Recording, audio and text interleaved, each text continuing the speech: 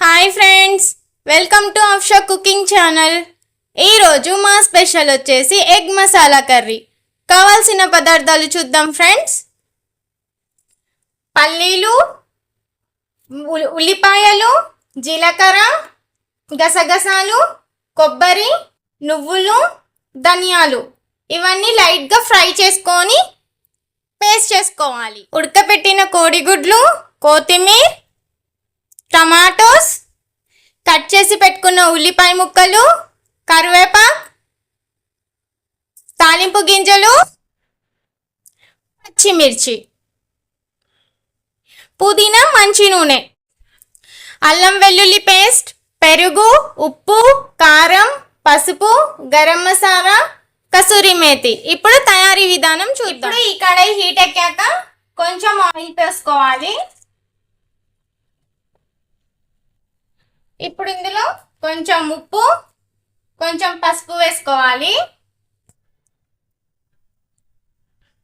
ఇప్పుడు ఉడకబెట్టిన గుడ్లని ఇందులో ఫ్రై చేసుకోవాలి. చూసారా ఫ్రెండ్స్? ఇప్పుడు ఎలా కుక్ చేయాలో చూపిస్తాను. ఇప్పుడు స్టవ్ మీద ఒక గిన్నె పెట్టుకొని, గిన్నె వేడెక్కాక ఇందులో మంచి నూనె పోసుకోవాలి.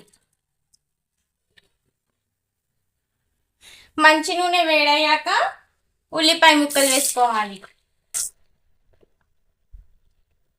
ఇప్పుడు ఇందులో ఆవాలు, జీలకర్ర వేసుకోవాలి. ఆవాలు, జీలకర్ర కొంచెం వేగాక అల్లం వెల్లుల్లి పేస్ట్ వేసుకోవాలి. వేసుకొని పచ్చి వాసన పోయేదాకా ఫ్రై చేసుకోవాలి.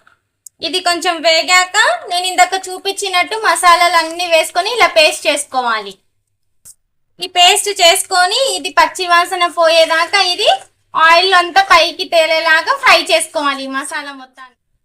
ఇప్పుడు ఈ మసాలా ఇలా కుక్ అయ్యాక ఇందులో కారం, ఉప్పు, పసుపు వేసి బాగా కుక్ చేసుకోవాలి. చూసారా ఫ్రెండ్స్? ఈ ఉప్పు కారం ఇలా మసాలాకి పట్టేలాగా కుక్ చేసుకొని ఇందులో పెరుగు వేసుకోవాలి.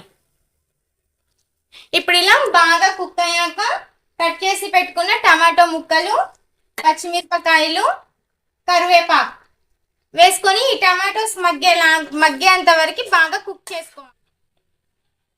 ఇప్పుడు ఇది ఇలా బాగా కుక్ అయ్యాక ఫ్రై చేసిన ఎగ్స్ ఇందులో వేసుకోవాలి. ఇప్పుడు ఇందులో కొన్ని వాటర్ కూడా యాడ్ చేసుకోవాలి.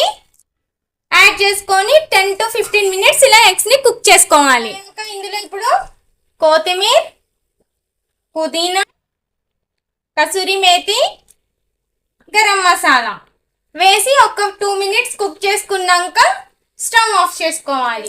మీకు నచ్చినట్టయితే ప్లీజ్ లైక్ చేయండి, షేర్ చేయండి, కామెంట్ చేయండి, సబ్స్క్రైబ్ చేసుకోండి. ఇంకొక రెసిపీతో మళ్ళీ మీ ముందుకు వస్తాను. Tata, bye bye, see you.